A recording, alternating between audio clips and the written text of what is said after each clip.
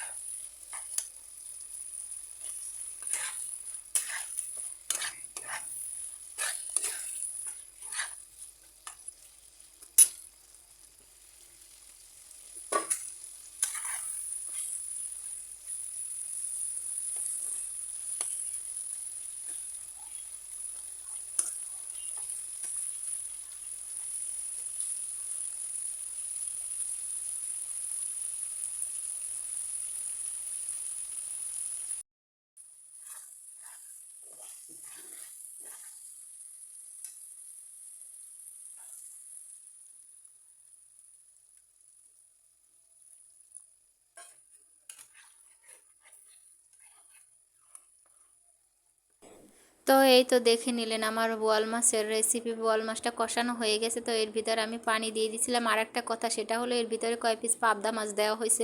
যেহেতু বোয়াল মাছটা নরম মাছ, অন্য কোনো মাছ দেওয়া যায় না, এই জন্য আমি কয়টা পাবদা মাছ দিয়ে দিছি। যেহেতু পাবদা মাছটাও নরম, তো দুইটা মাছই নরম।